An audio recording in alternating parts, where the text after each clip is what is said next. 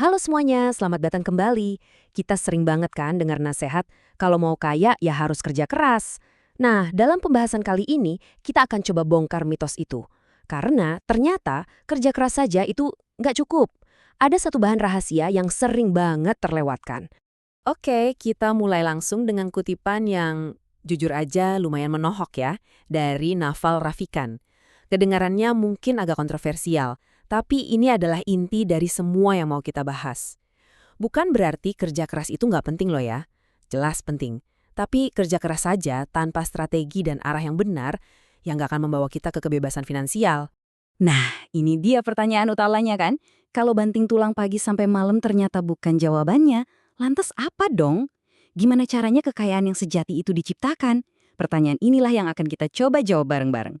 Baik, mari kita bedah masalah utamanya dulu. Sebagian besar dari kita tuh diajarkan untuk masuk ke dalam sebuah sistem di mana kita menukar waktu kita dengan uang.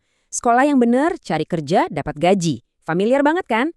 Nah, inilah perangkap yang bikin banyak orang terjebak dalam siklus yang itu-itu aja. Nah, sekarang coba kita definisikan ulang tujuan kita.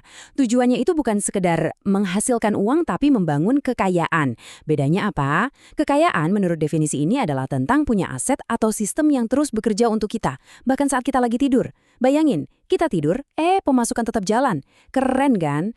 Ini poin yang sangat krusial. Saat kita bekerja untuk gaji, pada dasarnya kita itu sedang menyewakan waktu kita. Nggak peduli seberapa tinggi bayaran kita per jam, akan selalu ada batasnya. Sehari itu ya cuma 24 jam. Diri kita sendiri nggak bisa di-scale up. Makanya, jalan ini nggak akan mengarah kebebasan finansial yang sejati. Dan di sini, perbedaannya kelihatan jelas banget. Di sisi kiri, itu modal tradisional. Pendapatan kita ya terikat sama jam kerja. Terus terang, perusahaan bayar kita secukupnya biar kita tetap kerja di sana. Nah, di sisi kanan, ini beda cerita. Ini soal kepemilikan. Pendapatan kita udah nggak terikat waktu, tapi terikat pada nilai yang kita ciptakan. Aset kita kerja buat kita 24/7. Inilah perbedaan antara punya gaji bagus dan punya kebebasan sejati. Jadi, gimana caranya kita bisa pindah dari kolom kiri ke kolom kanan? Jawabannya ada pada satu konsep yang luar biasa kuat, leverage, atau kita sebut saja daya ungkit. Anggap aja ini semacam pengganda kekuatan untuk setiap usaha yang kita lakukan. Kutipan dari Archimedes ini, walaupun udah ribuan tahun umurnya, dengan sempurna menangkap esensi dari daya ungkit. Dengan alat yang tepat, satu orang saja bisa mencapai hasil yang monumental, hasil yang jauh melampaui kekuatan individunya sendiri. Dalam konteks bisnis, daya ungkit itu adalah apapun yang memungkinkan kita memisahkan hasil kerja dari waktu yang kita habiskan. Ini adalah pengganda kekuatan. Artinya, input 1 jam kerja kita nggak lagi menghasilkan output senilai 1 jam, tapi bisa 100 kali atau bahkan 1000 kali lipatnya. Oke, mari kita lihat lebih dalam lagi. Ada 3 jenis utama daya ungkit, dan memahami perbedaannya itu penting banget, apalagi di era modern seperti sekarang. Di sini kita bisa lihat evolusinya. Pertama, ada tenaga kerja, punya orang yang bekerja untuk kita. Ini bentuk daya ungkit paling tua. Lalu ada modal, memakai uang untuk menghasilkan lebih banyak uang. Keduanya sangat kuat, tapi coba perhatikan kolom syarat.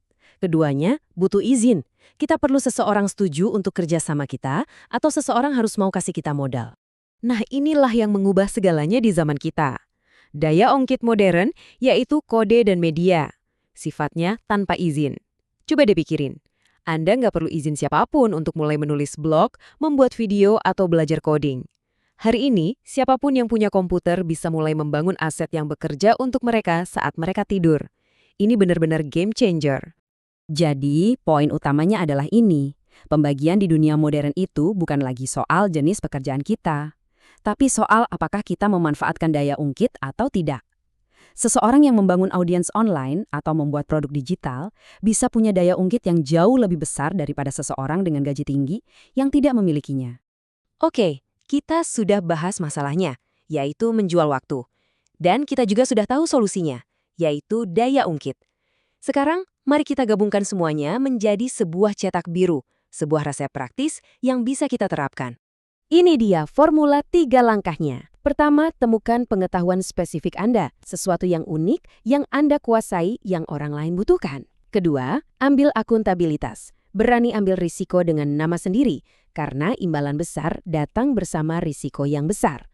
Dan terakhir, barulah terapkan daya ungkit untuk menyebarkan keahlian unik Anda itu dalam skala yang masif. Ini bukan skema cepat kaya ya. Ini adalah maraton, bukan lari cepat. Butuh waktu untuk membangun pengetahuan spesifik, membangun reputasi, dan menerapkan daya ungkit dengan benar. Tapi proses ini memastikan bahwa nilai yang Anda ciptakan pada akhirnya akan kembali lagi kepada Anda. Dan kita akan tutup dengan pemikiran ini. Seringkali, perjalanannya itu sendiri jauh lebih transformatif daripada tujuannya. Kekayaan sejati adalah kebebasan untuk mengendalikan waktu kita.